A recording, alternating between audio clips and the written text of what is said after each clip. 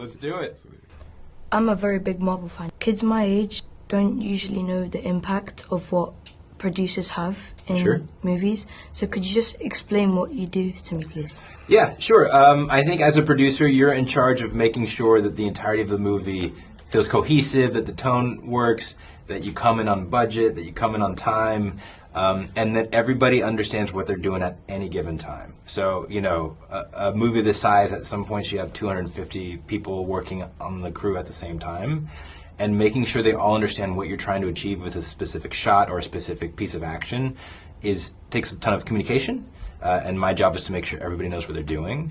And then in post, you have to make sure the movie's coming together in a way that hopefully audiences will enjoy, and that's a bit of a subjective part of my job, but it's also the fun part of my job, because I get to be kind of the first test audience. In your opinion, what was your favorite part in making this movie? It's a good question. I think it's, you know, I've lived with the character of Sam Wilson for a long time. I got to work on the first Captain America Winter Soldier when we introduced him. So to build a movie around that character and allow, hopefully, people to understand, like I do, why Sam Wilson is the perfect Captain America was a lot of fun. And Anthony Mackie's performance is amazing. I think you get to see him do everything he can do in this movie. But we really put him through the paces. You know, part of this movie is Sam Wilson with his back against the wall. And from my perspective, figuring out the best way to do that narratively and then to logistically make sure all that is sort of captured on camera is a fun challenge. So I'm assuming your knowledge of the Marvel Universe runs deeper than most, right? It's a lot.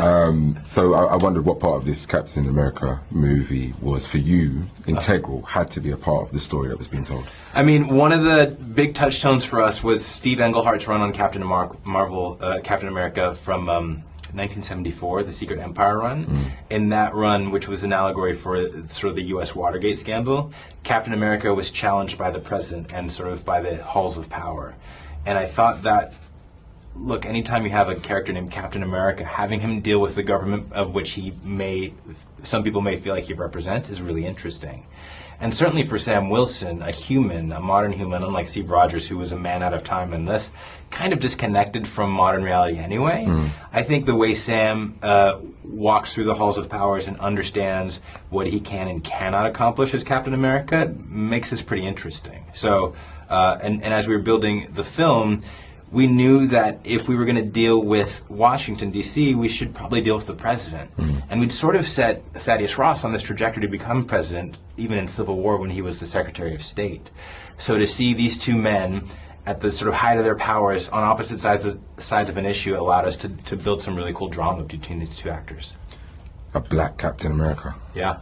The optics on that. when you started on this journey, was that a scenario you ever envisaged? We knew it was possible, right? When we started in 2013, Marvel Publishing hadn't made Sam Wilson Captain America. That actually happened in 2014. And you never know how far you're going to get with anything. You never assume anything's going to work.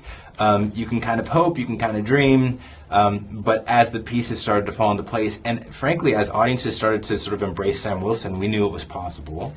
And I think Mackie earned it. He earned it because he's great on screen. He earned it because he works incredibly hard, and he's a pleasure to work with.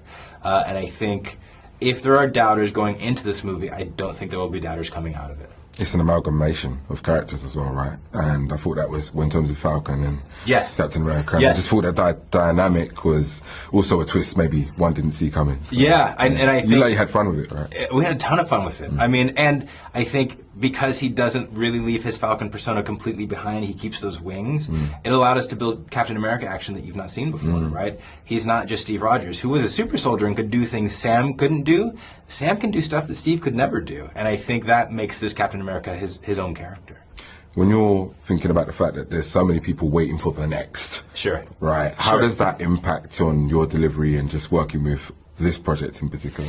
Yeah, I mean, you have to keep your eye on the ball because there won't be a next if this doesn't work. So you know it's possible. Again, we always are thinking ahead. We do have plans for the future, both for the character of Captain America and the MCU as a bigger idea. But this movie has to work because if our movies start to not work in the present, the future doesn't matter. And so it allows us to really throw ourselves into one project at a time and hopefully make sure they're as good as we can make them. Appreciate your time. Awesome. Thank you guys for coming in. Thank you. Yep.